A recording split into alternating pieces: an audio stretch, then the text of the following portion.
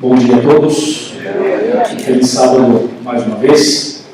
Que a graça e a paz do Senhor Jesus permaneçam conosco. Eu quero, antes de entrar no tema, eu quero agradecer a Deus pelo privilégio que Ele me deu de estar aqui sábado passado e também na quinta-feira, ontem e hoje. Não tem problema. E agradecer a vocês por nos receber com tanto carinho e nos deram presentes e tudo. Não precisava se preocupar com isso, mas o presente é bem-vindo. A gente aceita no meu coração. Muito obrigado pelos presentes, mas sobretudo pela amizade, né? Pelo carinho de toda a igreja. Realmente nós somos uma família, a família espiritual, a família de Deus. E antes de começar, eu queria falar mais uma outra coisa. Todo ano nós fazemos na América do Sul uma semana de evangelismo via satélite. Todos os anos. É uma semana em português e uma semana em espanhol. Porque nós trabalhamos, como eu já disse, nos países da América do Sul. Esse ano nós teremos no mês de novembro, só que o via satélite desse ano será especialmente realizado através da TV Novo Tempo. Nós fizemos um pequeno ajuste. Até o ano passado a gente fazia um auditório com bastante pessoas e transmitia ao vivo. Esse ano nós não vamos ter auditório, não vamos ter pessoas reunidas, nós vamos usar exclusivamente os estúdios da TV Novo Tempo. E vai ser uma semana em português e uma semana em espanhol. Em português, esse ano, nós convidamos o pastor Ivan Saraiva para fazer as pregações. E em espanhol, sou eu. Então vamos fazer assim. Vai ser uma programação muito especial. Vocês podem acompanhar a TV Novo Tempo pela internet. Nós temos a TV Novo Tempo o tempo todo, né? Ao vivo pela internet. E nós temos o programa em português Arena do Futuro. Quem assistiu a Arena, já assistiu, ouviu alguma coisa do Arena? Ok, Arena do Futuro. E também nós temos a versão do Arena do espanhol, que chama Decifrando o Futuro. É o mesmo programa em espanhol. Também está disponível na internet. É uma maneira de a gente pregar o Evangelho e levar a mensagem para mais pessoas. Muito bem. Nós vamos agora entrar na mensagem da Palavra de Deus. Vamos abrir a Bíblia mais uma vez, já foi feita a leitura, mas eu queria voltar a Apocalipse 7. Apocalipse 7, verso 1. Somente o verso 1, por enquanto. Apocalipse 7, verso 1 diz assim: Depois disso vi 4 anjos em pé nos 4 cantos da terra, conservando seguros os 4 ventos da terra, para que nenhum vento soprasse sobre a terra, nem sobre o mar, nem sobre árvore alguma. Bem, durante muito tempo eu fiquei pensando nesse versículo e tentando entendê-lo melhor. E muitas pessoas ainda hoje tentam entender esse versículo e muitas outras têm dificuldades para entender esse versículo. Eu estava conversando com um cientista que mora em São José dos Campos e que trabalha no CTA, que é a região ali onde tem a Embraer e tudo. E esse cientista era um brigadeiro. Ele ficava indignado e dizia: como que vocês cristãos podem crer na Bíblia? Ele dizia: é um absurdo acreditar na Bíblia. E numa conversa, numa noite, numa casa, com um grupo de pessoas, ele me citou esse texto de Apocalipse. Falou assim: tá vendo, vou provar para você que a Bíblia está errada. E citou Apocalipse 7, versículo 1. Porque diz assim: 4 anjos nos 4 cantos da terra, segurando ventos. Ele falou: isso é um absurdo. A terra não é quadrada para ter 4 cantos? Como que a Bíblia diz 4 cantos da terra? A terra é redonda, não é quadrada? E aí ele ficava indignado com isso. Essa foi uma citação, uma das citações dele. E quem veio na quinta-feira aqui, quem veio ontem também, pode ver ou relembrar que a Bíblia Sagrada, ela está subdividida em 5 partes. A primeira parte da Bíblia, o primeiro bloco da Bíblia, nós chamamos de livros históricos. O segundo bloco chamamos de livros poéticos. O terceiro, livros proféticos. O quarto chamamos de evangelhos. E a última parte chamamos de cartas. São os 5 blocos da Bíblia. E um deles, que é a parte da profecia, é justamente a parte onde o profeta usou figuras de linguagem para dizer grandes verdades. Ele usou expressões figurativas, especialmente o livro do Apocalipse e o livro de Daniel. Esses livros são totalmente, ou quase totalmente, carregados de figuras de linguagens. 95% das profecias apocalípticas não se entendem do jeito que está escrito. E por isso que muitas pessoas se atrapalham aí, etc. Nesse caso, quando o profeta João disse que ele viu, porque ele estava tendo uma visão, obviamente. Ele fala, eu vi, porque Deus estava mostrando isso a ele. Ele diz, eu vi 4 anjos em pé nos 4 cantos da terra. Detalhe número 1. Por que esses anjos aparecem em pé e não sentados? E não deitados, e não em outra posição? Porque a Bíblia é detalhista ao dizer que os anjos estavam em pé. Isso tem um significado. Quando você assiste um concerto, uma apresentação de um coral, ou de um quarteto, ou de um grupo musical, e esse grupo faz uma apresentação ordinária, você sentado aplaude, acha interessante, acha legal. Mas quando o grupo faz uma apresentação extraordinária, quando o grupo se supera, quando é algo fora do comum, a plateia geralmente não aplaude sentada. As pessoas se levantam, não é verdade? Para aplaudir, porque foi algo extraordinário, impressionante, fora do comum. Esses anjos aqui aparecem em pé, estão de pé, porque a mensagem que eles estão passando, a mensagem de Deus nesse capítulo, é uma mensagem extraordinária. Não é algo na ordem comum das coisas. Não é algo ordinário, é algo extraordinário. Por isso que os anjos aqui estão de pé. Número 2. Esses anjos estão nos 4 cantos da terra. Esses 4 cantos representam, simbolizam os 4 pontos cardeais. Ok? Então a terra, como diz o profeta Isaías, é redonda, mas ela tem 4 pontos cardeais. E esses 4 cantos representam os 4 pontos cardeais. Isto quer dizer, esse verso número 1 é uma figura de linguagem para dizer para você e para mim, sabe o quê? Que Deus está no comando desse planeta. Que Deus está no controle da situação desse mundo. Amém? Amém. Por isso que a linguagem apocalíptica é 4 anjos nos 4 cantos da terra segurando os ventos. Ventos na profecia apocalíptica significa conflitos, batalhas, confusão, guerras, destruição. Então Deus está dizendo o seguinte, apesar do pecado, apesar dos problemas naturais e sobrenaturais, Deus ainda comanda, Deus ainda dirige. É Deus quem dita as regras, é Deus quem diz o que vai ou não acontecer. Voltamos à escola sabatina, a lição da escola sabatina. Por isso esse verso aqui é importante. Só que quando a pessoa lê o verso, uma leitura fria, ela não consegue captar essas coisas. É importante estudar a Bíblia, analisando textos, contextos, um pouco aqui, um pouco ali, para chegar ao entendimento. Então, esse caso, nesse verso, nós vemos os 4 anjos, e não significa que são necessariamente número 4, exatamente 4. Isso também pode ser uma figura de linguagem, e pode significar, esses 4 podem representar a forma total, a totalidade da proteção, do cuidado de Deus, também pode ser isso. Mas resumindo, é assim, a mão de Deus está estendida sobre o mundo. As mãos de Deus estão estendidas sobre nós. Aqui na Casa Branca, em Washington, não acontece nada se Deus não permitir. Lá no Brasil, em Brasília, não acontece nada se Deus não permitir. Lá no Vaticano, não acontece nada se Deus não permitir. Lá em Israel, nada acontece se Deus não permitir. Nos países asiáticos também. Ou seja, não cai uma folha da árvore se Deus não permitir. Você e eu não daríamos um passo se Deus não permitisse.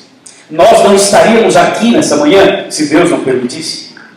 Então nós temos que ter essa visão. Essa é a visão apocalíptica. A visão do Apocalipse é essa, mostrar que Deus cuida de nós. Deus cuida do planeta como um todo. Deus é bom e a sua misericórdia dura para sempre. Amém. O texto do Apocalipse continua. Algumas coisas nós temos que considerar quando lemos a Bíblia. Uma delas é fazer perguntas. As pessoas costumam dizer o seguinte: nós não temos respostas para tudo, mas temos um monte de perguntas. E fazer perguntas é uma maneira de buscar respostas. E uma das perguntas que eu faço nesse capítulo é o seguinte: por que Deus estaria protegendo o planeta? Por que Deus ainda mantém esse mundo de pé? Quando você olha para as pessoas e olha para você mesmo, quando você olha para as grandes cidades, para as pequenas cidades, quando a gente olha para o estilo de vida do ser humano, as coisas erradas que nós fazemos e que as pessoas fazem, uns fazem mais, outros fazem menos, quando você dá uma olhada no cenário mundial relacionado ao caráter e ao estilo de vida das pessoas, você percebe rebeldia, transgressão, vícios, pecados e etc, etc, etc. Ok? Então a gente pergunta: por que Deus estaria com as mãos estendidas sobre o mundo? Por que Ele ainda segura os ventos? Por que não solta os ventos? Por que Deus não se enche da gente e diz assim: quer saber de uma coisa? Vocês já pecaram demais, hoje eu vou soltar os ventos, o problema de vocês. Né? Deus poderia chegar num momento e dizer assim: olha, não dá mais, né? Você já veio orar aqui para mim umas 50 vezes, você cometeu o mesmo pecado 50 vezes, não aguento mais você. É o seguinte, não vou te perdoar hoje, tá? Problema assim. Quer dizer, por que Deus continua nos amando? Por que Deus continua nos escutando? Por que Deus continua de braços abertos? Por que Deus continua segurando os ventos? Por que Deus continua com os anjos nos quatro cantos da terra? Essa é uma das perguntas que a gente faz. Nós não somos bons, não somos santos, nem perfeitos. E as pessoas lá de fora também não são. Então, por que Deus continua protegendo as pessoas, apesar de tudo? E aí vem algumas respostas. A primeira resposta, a resposta imediata, é a seguinte: é que Deus é amor. E agregada a essa palavra você coloca misericórdia. E agregada a essa você coloca graça. E por aí você pode colocar várias outras palavras sinônimas para mostrar que Deus segura os ventos porque Ele é bom e porque a sua misericórdia dura para sempre. Agora, dentro dessa linha de raciocínio, nós temos que colocar uma outra razão pela qual Deus segura os ventos. Uma outra razão. E essa outra razão envolve a você e a mim. Envolve os adventistas aqui de Tino e desse estado, desse país e do mundo inteiro. E não só adventistas, envolve os cristãos de maneira geral. A resposta que aparece no próprio capítulo é surpreendente. Veja o que diz Apocalipse 7, verso 2. O verso 2 nos ajuda a entender por que Deus está segurando os ventos. Já sabemos que é porque Ele é amor, porque Ele é gracioso, é misericordioso, etc. Mas aqui tem uma resposta no verso 2 que resume tudo isso. O verso 2 diz assim: vi outro anjo que subia do nascente do sol, tendo o selo do Deus vivo, e clamou em grande voz aos quatro anjos, aqueles aos quais fora dado fazer dano à terra e ao mar. Até aqui. Então o versículo 2 apresenta um outro anjo. No verso 1 aparecem 4 anjos. No verso 2 aparece mais um. Seria o anjo de número 5. Esse outro anjo que aparece aqui no versículo 2, ele vem do nascente do sol. A Bíblia diz que ele nasce, ele aparece exatamente como aparece o sol. É usada essa comparação. E o texto diz que esse anjo que aparece, ele traz consigo uma mensagem. E a mensagem é a mensagem do selo de Deus. E aí está a razão pela qual Deus ainda segura os ventos. Porque Deus tem uma mensagem para esse país. Deus tem uma mensagem para o Brasil. Deus tem uma mensagem para El Salvador. Deus tem uma mensagem para o México. Deus tem uma mensagem para o mundo. Para cada ser humano, indistintamente. Porque Deus não é Deus de uma igreja. Deus não é Deus de uma religião. Deus é Deus de todos. A mensagem é para todos. E esse verso 2 mostra que o anjo tem o selo de Deus, do Deus vivo. Bom, vamos entender duas coisas sobre o verso 2. Primeiro, por que o anjo aparece e é comparado, a sua aparição é comparada ao nascer do sol? Por quê? Eu não podia falar assim, só apareceu um anjo com um selo na mão. Fala, não, ele apareceu como aparece o sol. Então deve ter um motivo para isso. Você já viu o nascer do sol? Já. Já viu o pôr do sol? Também já. Qual dos dois é mais bonito? Difícil. É difícil, né, Maria? Dizer. O pôr do sol é um espetáculo, mas o nascer do sol também é. E eu já vi o nascer do sol lá do avião, lá de cima. Acho que vocês também já viram. Alguns aqui já viram. Aquela viagem que você faz à noite, e quando você vai chegando, vai amanhecendo o dia, e o dia está maravilhoso, e aí você vê o sol nascer. E eu acho que não tem nada mais bonito, né? Mas você sabe por que o nascer do sol é tão bonito? E aqui, eu não sou especialista na área, mas eu posso dizer isso. É que o sol nasce, o dia amanhece, depois de uma noite muito escura. E a noite tem alguns picos de escuridão, você sabe, níveis de escuridão. E tem um momento em que a noite tem o seu ponto mais escuro. E é depois do seu nível mais escuro é que amanhece o dia. Ou seja, esse contraste das trevas com a luz é que dá esse espetáculo do nascimento do sol. E por que esse anjo aqui é comparado, citado aqui no Apocalipse, dizendo que apareceu um anjo como aparece o sol? Porque esse anjo não é um anjo literal. Esse anjo do verso 2 não é um anjo literal. Esse anjo do verso 2 representa o povo de Deus. Representa a igreja verdadeira de Jesus aqui na terra. Esse anjo do verso 2 representa você, e eu, e aqueles que servem a Deus. Amém? Amém. E agora você vai entender melhor, quer ver? Quando Deus levantou o seu povo, quando Deus levantou um povo para levar a mensagem do selo, esse povo de Deus foi levantado depois de uma noite de trevas espirituais.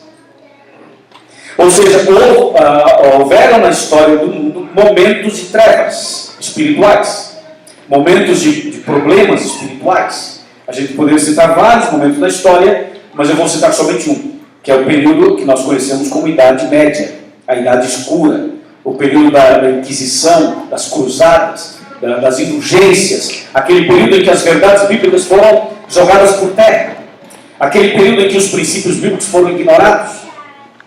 Então, depois de um longo período de trevas, depois de um longo período de escuridão espiritual, Deus levanta um povo com uma mensagem, que é a mensagem do selamento.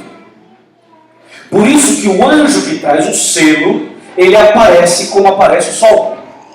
Exatamente, o sol aparece depois de uma noite escura. E assim o povo de Deus foi levantado para cumprir uma missão especial depois de uma noite de trevas espirituais. É curioso isso. E a Bíblia diz no versículo 2 que esse anjo que aparece como aparece o sol, ele traz o selo do Deus vivo nas mãos e ele clama aos 4 anjos. Veja o verso 3. Veja o verso 3.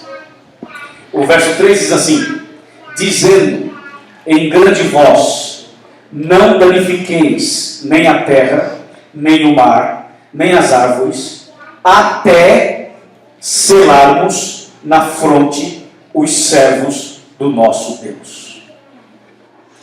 Então a ordem era a seguinte: esse quinto anjo aparece, trazendo o selo de Deus, e ele clama aos 4 anjos.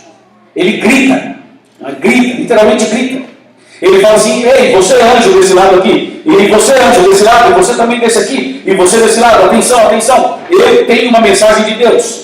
Por favor, não soltem os ventos ainda.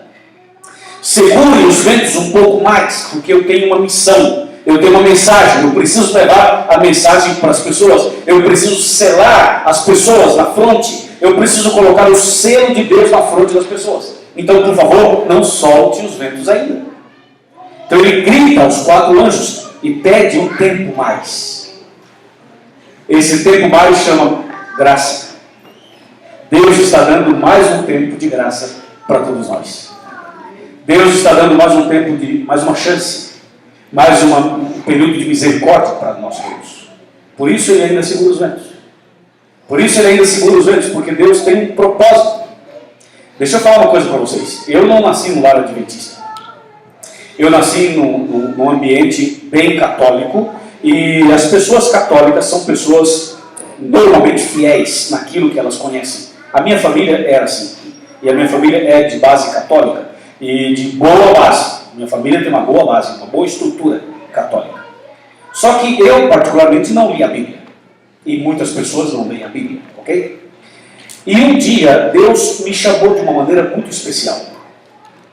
Como foi essa maneira muito especial? Eu era sacristão. Eu era como ministro da Eucaristia. Todo quarto domingo do mês, eu que dirigia a celebração da missa. Não era a missa, era a celebração. Aquela celebração que o ministro da Eucaristia pode fazer. Isso foi em Sorocaba, okay? Onde minha mãe mora até hoje. Mas eu estou contando isso para chegar no outro ponto. Era um domingo, 8 horas da manhã. Eu estava dando aulas de catecismo. Terminamos as aulas meio-dia. Os professores e as crianças foram embora. E eu fui para a igreja preparar o ambiente para a missa daquele domingo. Cheguei cedo na igreja, preparei tudo, organizei toda a programação, o livro das intenções, o altar, toda a estrutura, tudo tinha que funcionar, estava tudo pronto. E eu tinha 2 horas livres, até o horário de começar a missa. E eu fiquei lá dentro sozinho, sem ter o que fazer, mas eu fiquei pensando na minha vida, olhando para as paredes, olhando para toda a estrutura do templo. Os templos católicos são muito bonitos, muito bem construídos. Eu fiquei admirando tudo aquilo. E de repente, alguns pensamentos vieram à minha cabeça. E eu fiquei pensando assim, quem eu sou, de onde eu vim, quando eu morrer, para onde eu vou. Essas coisas todas que a gente em algum momento pensa. Eu estava sentindo um vazio no meu coração. Foi quando eu decidi ler a Bíblia. Aí eu estava sentado lá atrás, assim como vocês estão aí. Sentado aí, tinha uma mesa e tudo. Eu saí de lá de trás, vim pelo corredor até o altar. Aqui no altar havia uma Bíblia grande, aquela enorme Bíblia, aberta assim sobre a mesa. A Bíblia oficial que ficava ali, ninguém podia mexer.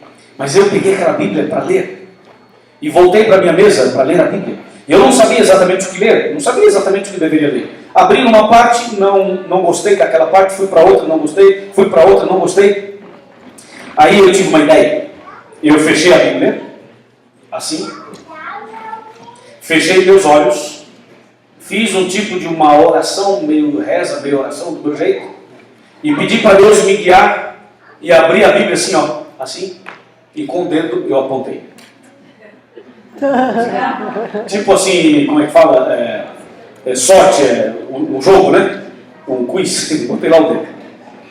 E, por incrível que pareça, pode acreditar no que eu vou dizer, eu abri a Bíblia em Êxodo capítulo 20. Uau! Êxodo 20, meu amigo. E para quem talvez não saiba, em Êxodo 20 é o local onde estão os 10 mandamentos. Registrados os 10 mandamentos. Bom, resumindo a história, porque essa história é muito comprida, eu vou contar essa história em outra ocasião para vocês. Mas a história toda, se o pastor me convidar outra vez. Aí eu conto a história toda, mas resumindo foi o seguinte. Quando eu li os 10 mandamentos, aquilo mexeu comigo. Eu estava lendo mandamento por mandamento e percebi os contrastes, as contradições do que eu acreditava e do que estava escrito na Bíblia. E aquilo despertou curiosidade, perguntas, questionamentos. Quando o meu amigo sacerdote chegou, eu perguntei para ele, ele tentou me explicar, complicou mais e me despertou para ler a Bíblia. Eu falei, agora eu quero estudar a Bíblia, quero saber as coisas da maneira correta. E comecei a buscar a Bíblia, estudar a Bíblia. E resumindo, Deus fez um milagre na minha vida. Eu conhecia outras pessoas que me ajudaram a estudar a Bíblia. Finalmente eu entendi o que era o certo e tomei a decisão de ser adventista. Ok, quando eu tomei a decisão de ser adventista, meu pai e a minha mãe não aceitaram. Meus irmãos também não. Na minha casa nós somos em 7 filhos homens. E uma filha, 8 filhos. Papai e mamãe, 10. Na minha casa é uma igreja, meu amigo. Dá uma igreja lá em casa. Igual a tua, também estamos juntos. E o resultado foi o seguinte, a minha família toda conta. Para eu ler a Bíblia, eu tinha que entrar no banheiro, disfarçar, como se eu fosse utilizar o banheiro, e ali eu ficava um tempo lendo a Bíblia. Porque na sala eles botavam o som alto para eu não ler a Bíblia. E quando eu tentava ler, um falava, outro falava assim, criticando, né? Ah, virou crente, né? Ô irmão, a paz do Senhor, irmão, e tal. Aquelas brincadeiras desagradáveis.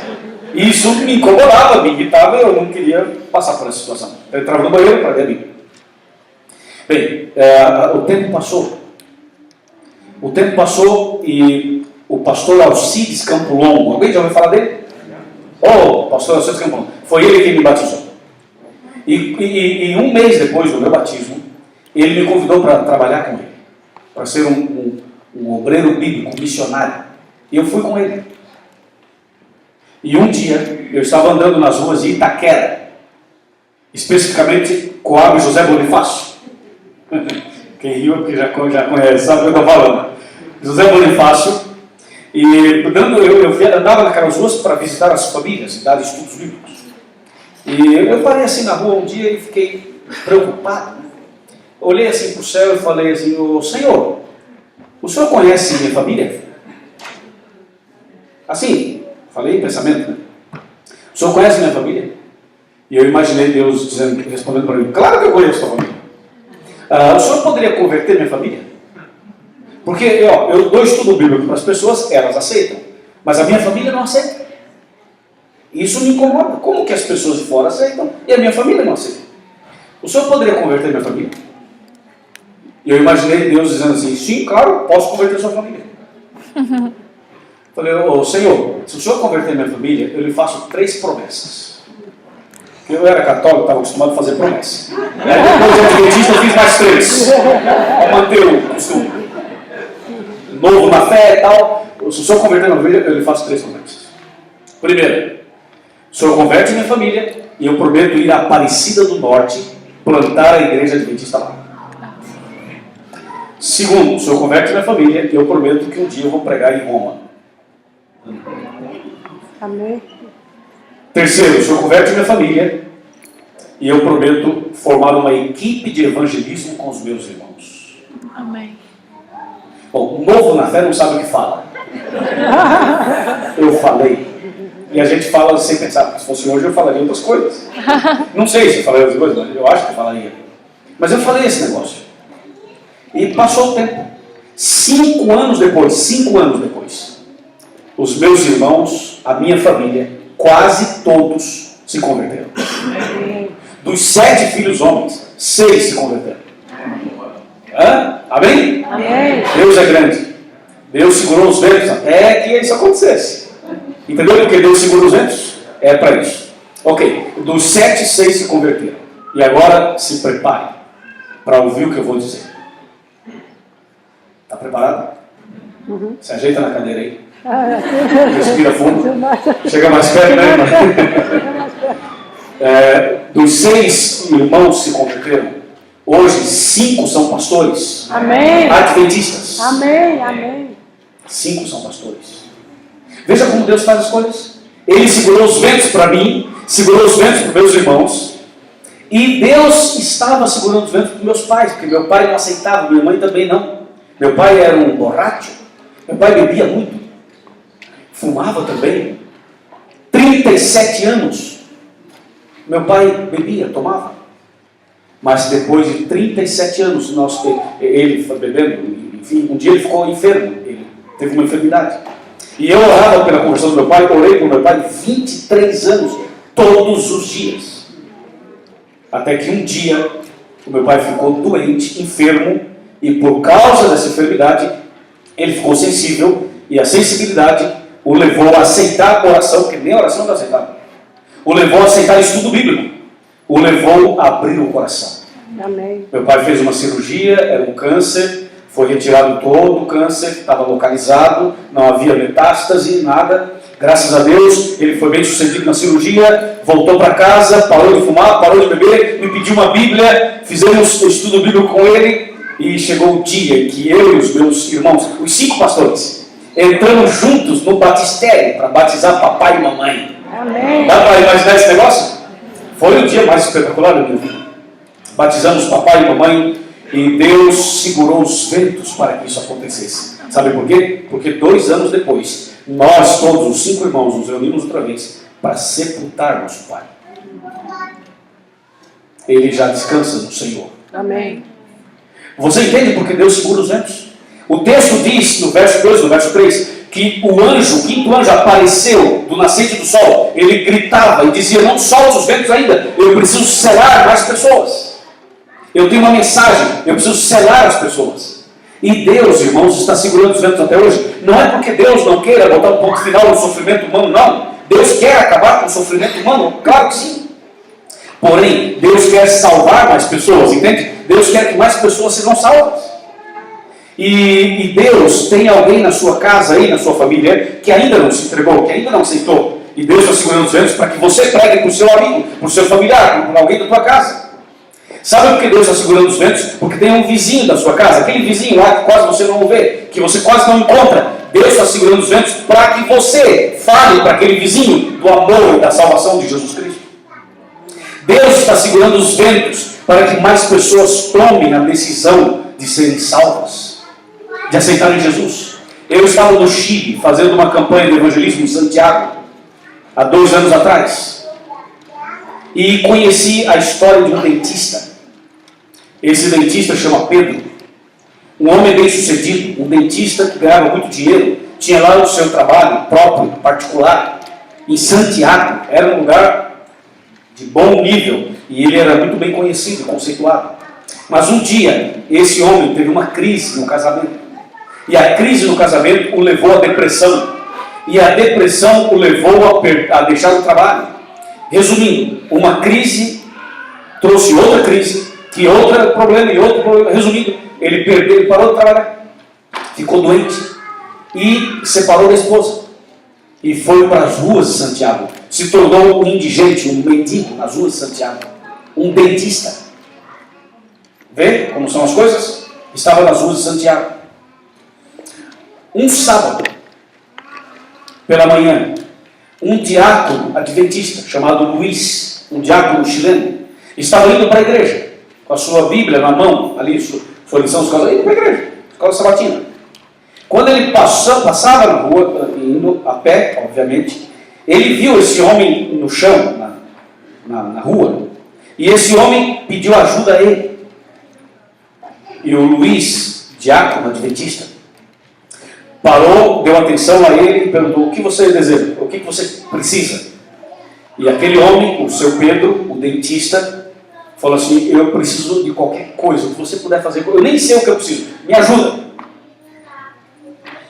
E agora veja, aí você vê como é o cristão, né? Você vê, esse Luiz, que era o diácono, é o anjo de Apocalipse 7, verso 2. Porque veja só o que ele fez. Ele pensou assim: bom, 2 opções. Ou eu vou para a igreja e falo para esse camarada: Deus te abençoe, meu filho, e tal, vai embora, né?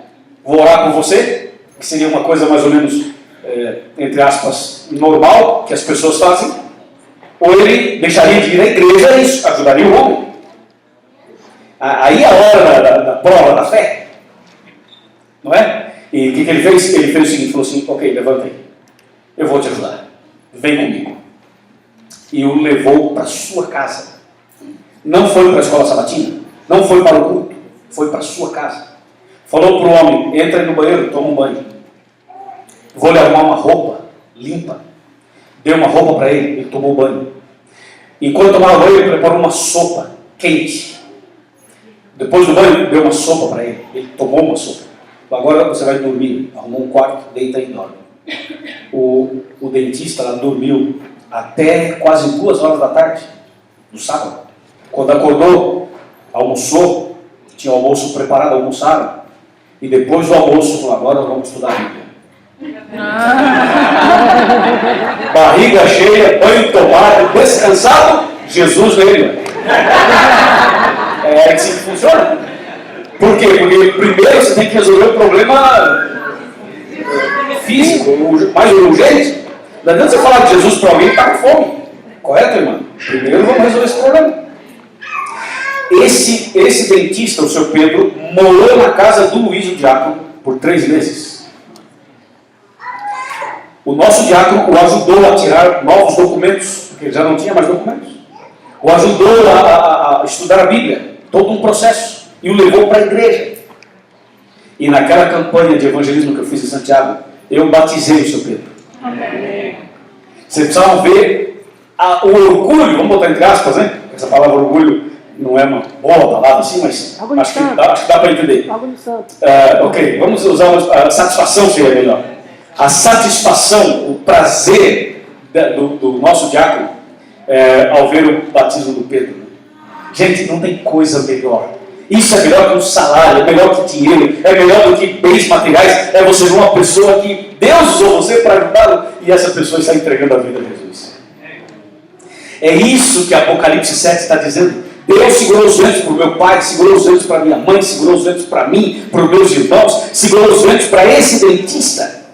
Deus está segurando os ventos para tanta gente. Para tanta gente. E esse anjo que apareceu gritando para os quatro, dizendo, olha, segura um pouco mais. Esse anjo representa você e eu. É a nossa oração. Senhor, converta meu pai.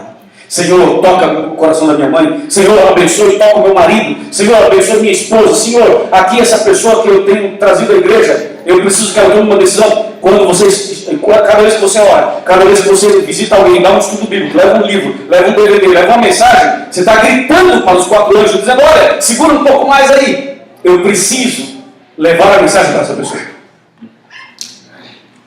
É isso que Deus está dizendo para a gente. E a mensagem do selamento, né, que seria um outro tema, um outro sermão, para falar só do selo em si. Mas você sabe que o selo de Deus, de acordo com Ezequiel, capítulo 20, verso 12, Ezequiel 20, verso 20, e também de acordo com Apocalipse 9, verso 4, e também de acordo com Êxodo 31, 13, o selo de Deus é o sábado. É a guarda do sábado. Agora, o processo do selamento aí já é uma outra vertente do tema, que é muito importante também. Mas a verdade é que o agente selador, aquele que sela, é o Espírito Santo, mas o selo é o sábado. Quem faz o selamento é o Espírito Santo.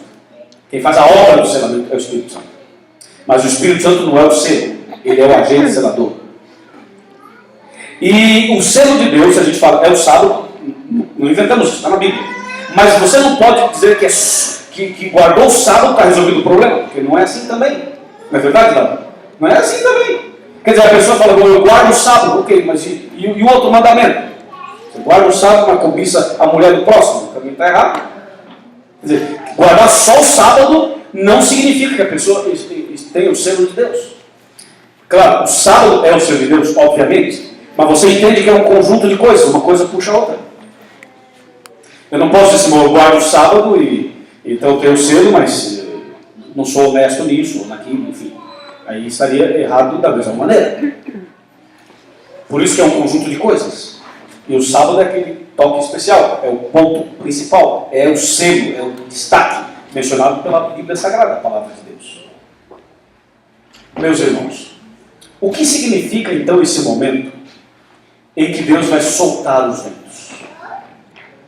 Porque Deus está segurando os ventos. Por você, por mim, por sua família, por minha família, pelos moradores dessa cidade, desse bairro, dessa região. Deus está segurando os ventos, segurando os ventos. Até quando? Até quando Deus vai segurar os ventos? Sabe como será? Será assim. Em breve. Jesus, que atualmente está no santuário celestial. Você sabe que Jesus está no santuário celestial? Ele está no lugar santíssimo do santuário, à direita do Pai. Fazendo o quê? Quem lembra? Fazendo o quê? Intercedendo. Claro, intercedendo por nós. Quando nós oramos a Deus em nome de Jesus, Jesus intercede por nós. Ele é o nosso advogado, nosso mediador, nosso intercessor. Ele está do seu lado. Pode orar a Deus, que Jesus intercede por você. Agora, em breve, muito em breve, Jesus vai sair do santuário celestial. E quando Jesus sair do santuário, ele vai pronunciar uma frase. A frase é, está feito. Está feito, ou feito está. E quando Jesus pronunciar essa frase, está feito, lá em cima do santuário, Jesus vai sair do santuário. E ao sair do santuário, acontecem três coisas simultaneamente. Mas eu vou mencionar três. A primeira não necessariamente nessa ordem, mas quando ele sair do santuário, fecha-se a porta da graça. Número 2, quando ele sair do santuário, solta os ventos. Número 3, quando sair do santuário, começam a cair as 7 últimas pragas de Apocalipse 16. Então veja, são coisas simultâneas ali, juntas, aliás. Por quê? Porque a Bíblia diz que Deus está segurando os ventos. Quando é que vai soltar os ventos? Quando Jesus falar, está feito e sair do santuário. Aí ele solta os ventos. Em outras palavras, quando Jesus fala assim, está feito. Quem se converteu, se converteu. Quem não se converteu, não se converterá mais. Quem aceitou, muito bem. Quem não aceitou, não aceitará mais. Ou seja, aí termina o tempo de graça para salvar o ser humano. Justamente, esse é o grito do anjo, do versículo 2. Quando ele fala, não solte os ventos ainda. Esse grito do anjo é o seguinte, eu preciso de mais um tempo, porque eu preciso que mais pessoas conheçam a Jesus. Esse é o grito do anjo. É por isso que existe igreja. A igreja não existe para a gente apenas encontrar os amigos. Também a gente encontra os amigos, claro, mas não é só para isso. A igreja não foi constituída para ser um ambiente de show, de eventos apenas nesse aspecto. Não. Tem os seus eventos, tem seus programas sociais, familiares, tudo isso faz parte. Mas a igreja foi constituída para ser um grito de uma oração, para ser uma agência, para ser o segundo anjo, para ser um instrumento de Deus para salvar mais pessoas. É para isso que existe igreja. Entende? Senão não haveria necessidade de existir igreja. E Deus tem feito coisas incríveis. Deus tem feito coisas impressionantes. Um dia eu estava 6 horas da manhã, numa segunda-feira, tocou o meu telefone, era uma ligação a cobrar. Conhece a musiquinha? Já conhece a musiquinha? Ok, tocou o telefone, a ligação a cobrar. Aí quando eu atendi, eu ouvi aquela musiquinha. É a cobrar. Bom, se alguém liga, segunda-feira, 6 da manhã, para um pastor a cobrar, significa algumas coisas. Primeiro, é uma emergência. Ok? Porque se não fosse uma emergência, a pessoa não faria isso. Então o que a gente faz? Atende. Porque é uma emergência. E o pastor é como um médico. Tem as suas emergências, tem que atender. E eu atendi. Quando eu atendi, a pessoa dizia assim, alô, é o pastor Luiz? Sim, é o pastor Luiz. Não desliga, pastor. Não vou desligar, pode falar. Pastor, você não me conhece. Você não sabe o meu nome. Você nem imagina quem eu sou. A minha pergunta é, pastor, você pode me batizar? Eu falei, olha, eu não te conheço realmente, não sei seu nome, não sei nada sobre você, mas eu te batizo. Aí ela disse assim, mas se você descobrir quem sou eu, você não batiza. Eu falei, minha senhora, decida aí, a senhora quer ou não quer se batizar? Ela falou assim, não, eu quero, mas se você descobrir quem sou eu, você não batiza. Eu falei, mas então vai, quem é você? Ela falou assim, pastor, 6 da manhã, estou chegando agora no meu trabalho. Ok? O que você faz? Você é médico, enfermeira? O que você é? Claro, por isso, muitas pessoas trabalham à noite, plantão, etc e tal. Ela falou assim, não, pastor, eu sou uma garota de programa.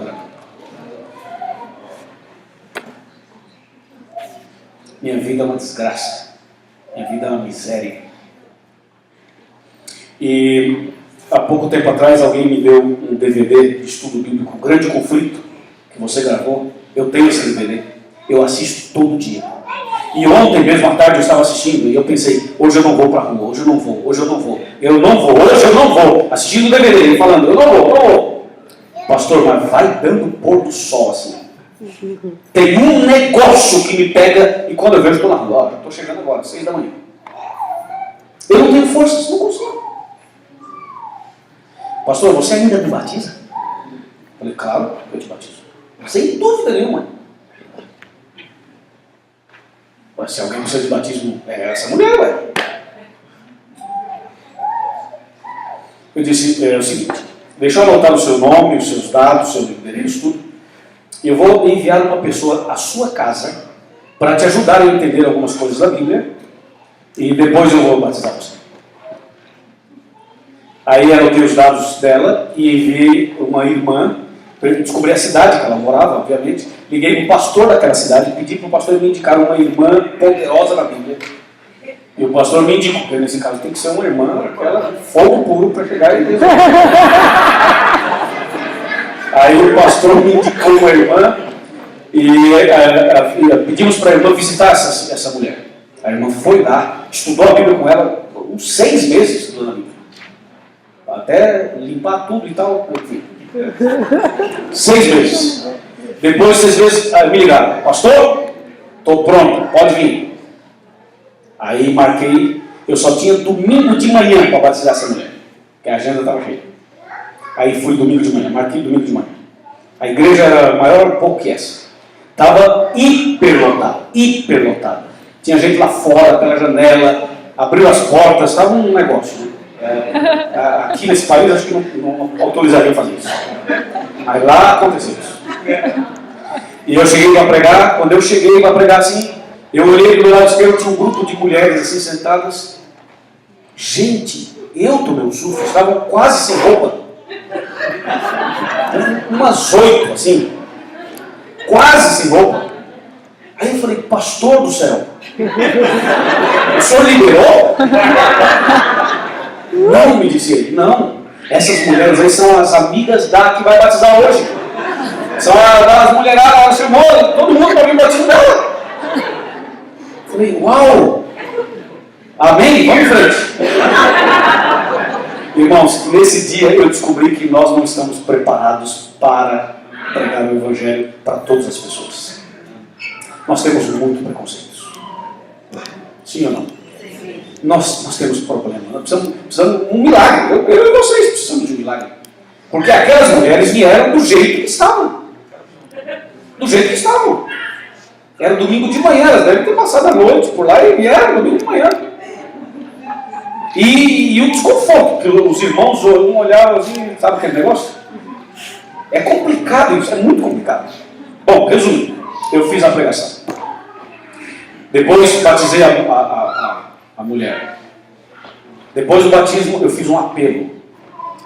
Como eu vou fazer hoje aqui, um apelo também. Já vai se preparando aí. Amém. Então eu terminei a pregação, fiz o batismo e fiz um apelo, mas um forte apelo. E quando eu fiz o apelo, as primeiras pessoas que vieram à frente, chorando, aquelas 8 mulheres. Amém. Não é incrível isso? Amém. E aí eu entendi o que Jesus falou sobre as prostitutas. Porque os santinhos ficaram sentados. Fariseus. E às vezes a gente fica conjecturando, ok? Conjecturando, vou, não vou, será que vou? Não sei o que, não sei o que. A gente se acha alguma coisa. Para com isso, ó. Quando eu fizer o chamado, venha para frente. Amém. E aceita logo, ué. Amém. Por que a pessoa fica tentando argumentar? Não, mas não sei, né, tal, não sei o quê. Esse é o nosso problema. As prostitutas, mas na primeira, já vieram à frente. Aí você fala: também, pastor, são prostitutas. Qual a diferença do pecado delas com o teu? Amém. Percebeu como é que está o problema nosso? É esse. Resumindo, veja como Deus segurou os ventos para salvar aquela mulher e, consequentemente, evangelizar as outras. E no céu nós vamos ter surpresas. Vamos ou não vamos? Lembra de sábado passado? Vamos ter surpresas lá no céu. Então Deus está segurando os ventos para que essas pessoas todas tenham pelo menos uma oportunidade. Não significa que todo mundo vai se salvar, mas significa que todos devem ter pelo menos uma chance. Pelo menos uma oportunidade. E é isso que Deus quer. Que todos tenham suas oportunidades para tomarem suas decisões ou não. Bom, a pessoa se diz não, é uma decisão. Não, eu não quero. Tá bem, mas respeitamos o não dessa pessoa. Mas ela tem que ter a oportunidade de tomar sua decisão. E finalmente, quando Jesus sair do santuário e soltar os ventos, essas oportunidades que nós temos hoje não teremos mais. Vai acabar. Vai se cumprir o que diz Apocalipse 22, versos 11, especialmente 11, quando fala: o justo vai continuar sendo justo e o ímpio vai continuar sendo ímpio. Ou seja, não haverá mais câmbios, não haverá mais mudança, não haverá mais conversão ao fechar a porta, ao soltar os ventos. O soltar os ventos também significa o término da primeira fase do juízo final, a fase investigativa. Ela termina exatamente quando Jesus sai do santuário.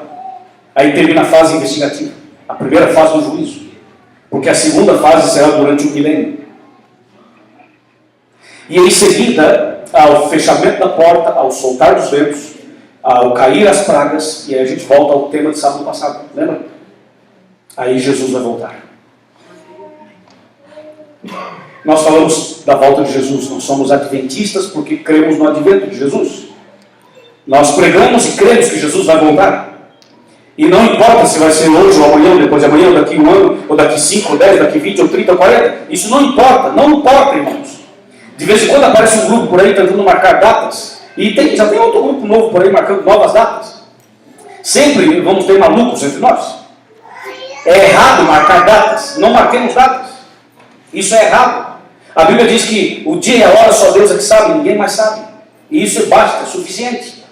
Agora veja uma coisa, o importante não é a data da volta de Cristo. O importante é estar com Cristo. Amém. Porque se estivermos com Ele, se Ele voltar hoje, amém. Se Ele voltar amanhã, amém. Se Ele voltar daqui a 200 anos, amém do mesmo jeito. O importante é estar com Jesus. Se você e eu andarmos com Ele, não importa quando Ele vai voltar. O que importa é que Ele vai voltar. E quando Ele voltar, nós estaremos preparados. Isso importa. Agora, tem uma coisa muito mais urgente que você deveria pensar. Além da volta de Cristo, que é nosso foco, a volta de Cristo é nosso foco. Não a data não, a volta sim. Ok? La fête é bom. Pela seguridade que Cristo venha, isto sim. Agora, uma coisa importante. Quando é que você vai morrer? Você não sabe, eu também não sei, ninguém sabe. Então, amanhã não existe. Amanhã não existe. Ok? O que existe é hoje. Ontem também não existe. Amanhã não existe. Não existe amanhã. Essa palavra amanhã, a palavra existe. Mas de fato, o amanhã não existe. Quando chegar amanhã, como vai se chamar amanhã? Hoje. Então amanhã não existe. Então esse negócio de falar assim, não, amanhã, esqueça, meu amigo. O mês que vem, esqueça, meu amigo. A decisão tem que ser quando? Hoje. Agora. Claro, agora. Porque o amanhã pertence a Deus. Deus é que vai dizer se vai existir ou não. Mas se chegar, não vai chamar amanhã, vai chamar hoje. Por isso, nós pregamos e fazemos chamados, apelos. Porque esse é um assunto muito sério. O assunto de Bíblia, de igreja, de Jesus, é um assunto sério. Tem a ver com a nossa salvação. E a nossa salvação é mais importante do que tudo desse mundo. Claro, as coisas desse mundo têm seus valores, obviamente, têm suas importâncias, sem dúvida nenhuma. Temos que trabalhar, estudar, construir família, passear, fazer amigos, ter filhos, enfim, tudo isso tem sua importância. Ter dinheiro, tá ok, tudo bem. Mas nada é mais importante do que servir a Deus. Não há nada, absolutamente nada mais importante do que servir a Deus. E isso deveria ocupar o primeiro lugar na nossa vida. Isso deveria ocupar o primeiro lugar no nosso coração. Porque se isso não ocupar o primeiro lugar no nosso coração, nós estaríamos perdendo tempo aqui nesse lugar. Amém? Amém. O apelo que eu quero fazer hoje é para todos os membros e convidados nesta manhã. Não importa se você está aqui pela primeira vez. Não importa se você é membro da igreja adventista ou membro de uma outra igreja. Não importa. Não importa se você é uma pessoa fiel ou não é tão fiel assim. Não importa se você é batizado aqui, ou você é batizado em outro lugar, ou você não é batizado em nenhum lugar. Não importa se você é branco ou negro, é rico ou pobre, é homem ou mulher, se você tem uma família maravilhosa ou não. Não importa se você tem lá as suas coisas, bens materiais, ou se você não tem. O que importa é você. Você é importante. Você é importante. Cada um aqui é importante. E o chamado dessa manhã é para você. Você que já conhece a palavra de Deus, o chamado para você é que você hoje tome uma atitude espiritual, de fé, de ser mais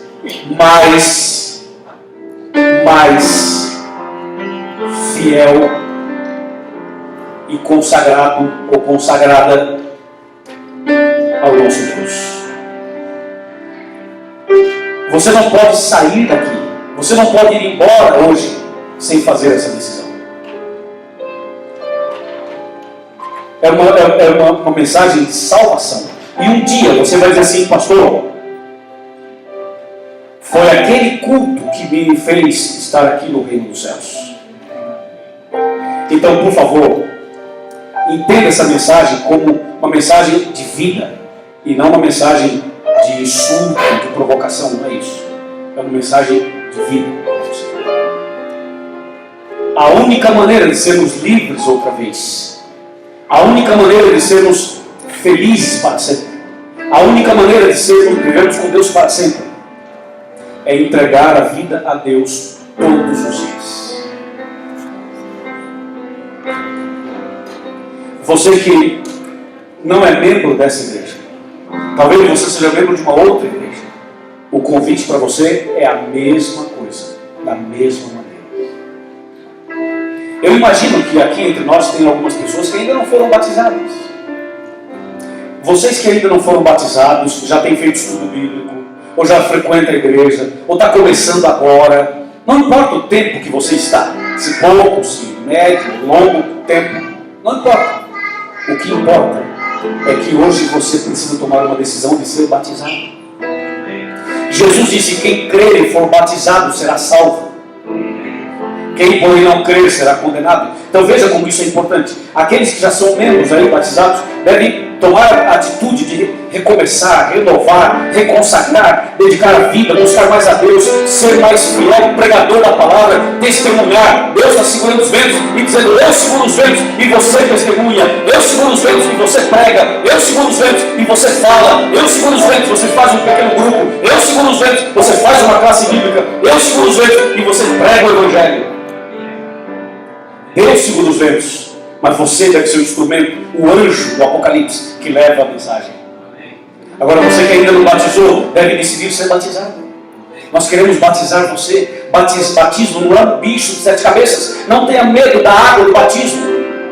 Não tenha medo. Tem gente que vai levando e não é batizado ainda. Rapaz, você tem que ser batizado. E nós vamos batizar você em nome de Jesus. Eu conversei com o pastor Paulo e ele me falou que em maio, no mês de maio, nós vamos ter aqui um batismo maravilhoso. Ah, pastor, mas você falou que amanhã, né? Amanhã, nós estamos falando de maio. Sim, eu vou explicar para você. Maio é o batismo, mas a decisão é hoje. Se você decidir hoje e morrer amanhã, você está salvo. Mesmo não tendo sido batizado. O importante é a decisão, que tem que ser hoje. Mas se você fala assim: pastor, mas eu decidi hoje, eu quero batizar hoje. Ok, nós vamos arrumar água e vamos te batizar hoje. Isso não é problema. Amém. Eu estava numa cidade do interior de São Paulo, num ginásio, fazendo um congresso. Terminou o congresso. Chegou uma mulher perto de mim e falou assim: pastor, prazer te conhecer. Muito obrigado. Posso tirar uma foto? Pode. Posso dar um abraço? Também pode. Pastor, agora eu tenho uma reclamação. Quando vem com anestesia, espere que venha a cirurgia depois. Aí eu tenho uma reclamação. Sim, faça sua reclamação. Por que, disse ela, que os pastores conhecidos da igreja, da TV Novo Tempo, que todo mundo gosta e admira, por que vocês só veem congressos grandes, igrejas especiais? Por que na minha igrejinha lá ninguém vai? Eu sou de uma igrejinha, pastor, pequenininha. Lá ninguém vai, só vem em ginásio, só em eventos, congressos e tal. Por que na minha igrejinha vocês não vão? estava brava. Mulher brava é um problema. Aí eu olhei no lado e falei assim, irmão, bom, porque os outros não vão, eu não sei. Eu vou falar de mim. Sabe por que eu não fui à sua igreja? Ela, por quê? Porque a senhora não me convidou. Ela falou assim, e se eu convidar, você vai? Eu falei, tá vendo? O problema está com a senhora. Me convida. Tá bom, tá convidado. Vai, que dia que você vai? Falei, ok, eu vou. Mas antes de eu ir, me responda algumas perguntas. Quantos pequenos grupos tem na sua igreja? Pequeno grupo? É, não tem pequeno grupo na minha igreja. Ok. Quantas duplas missionárias tem na sua igreja? Dupla missionária?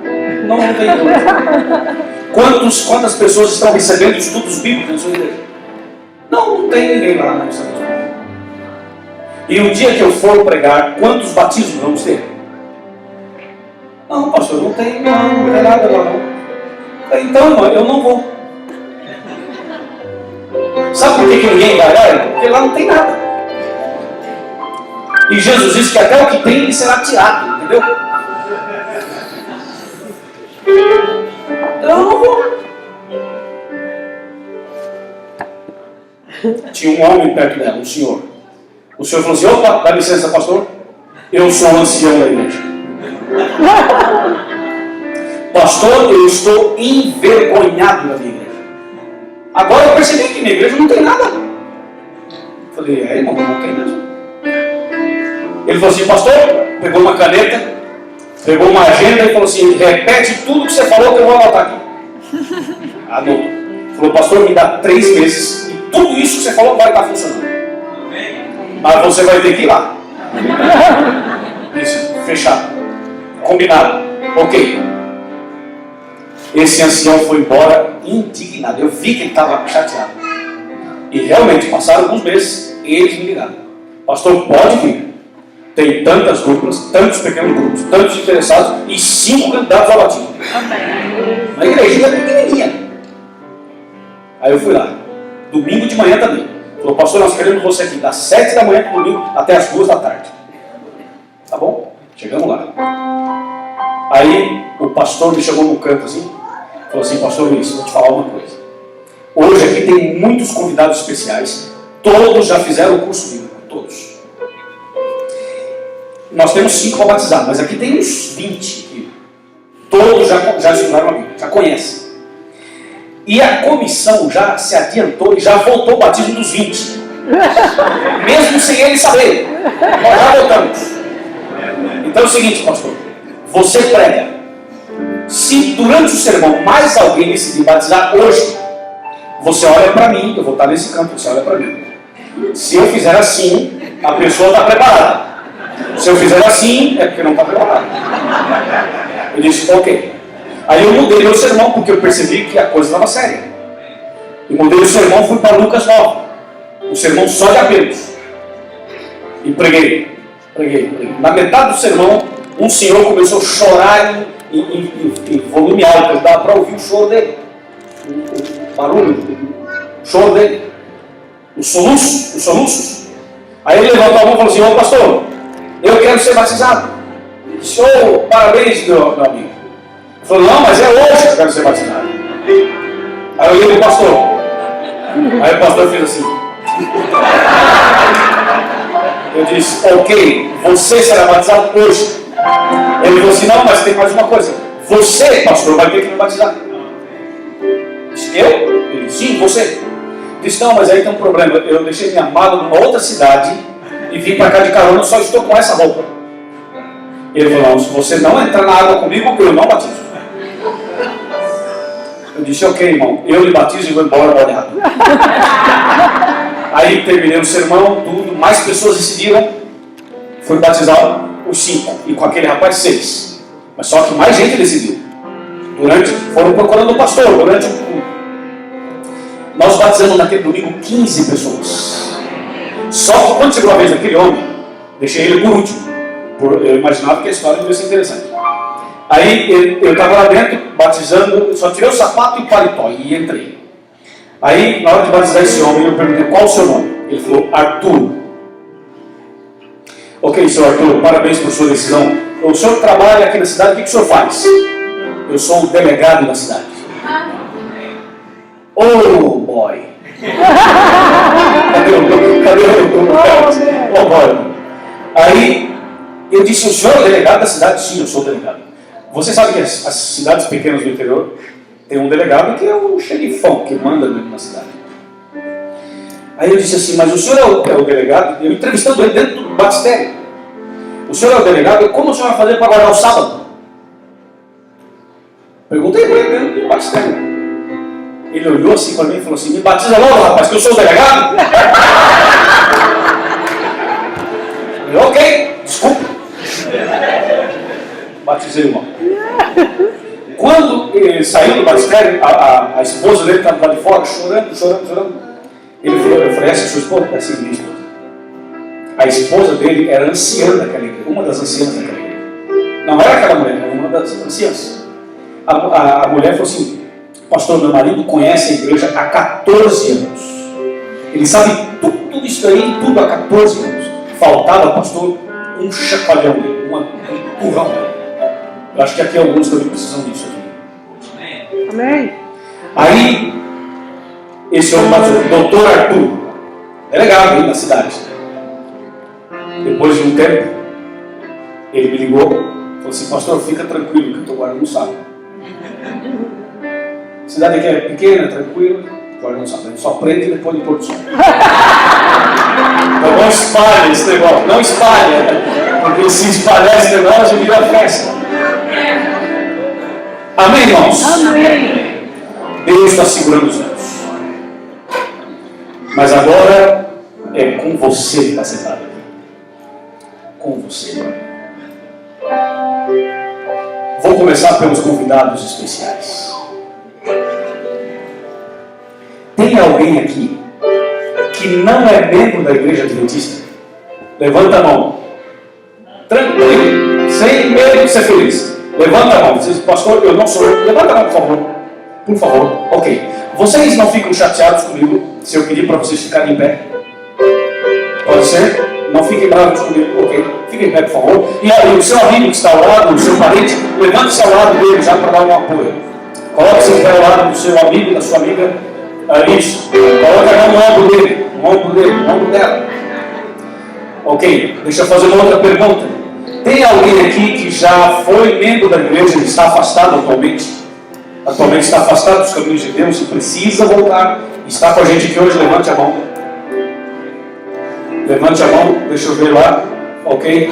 Muito obrigado por estar aqui. Fica ao lado dela, irmã, dando apoio. Outra pergunta. Oh, muito obrigado. Você... Cadê o Antônio? Estava aqui o Antônio? Estava aqui ontem? O Antônio que veio aqui à frente ontem? Não está aqui? Ok. Outra pergunta. Tem alguém aqui que já frequenta essa igreja? Já está na igreja?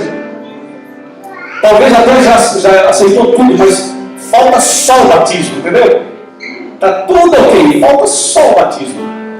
Já tomou decisão, está tudo ok, mas falta o batismo. Tem alguém assim? Que só falta o batismo, a decisão está tomada, só falta o batismo, levanta a mão.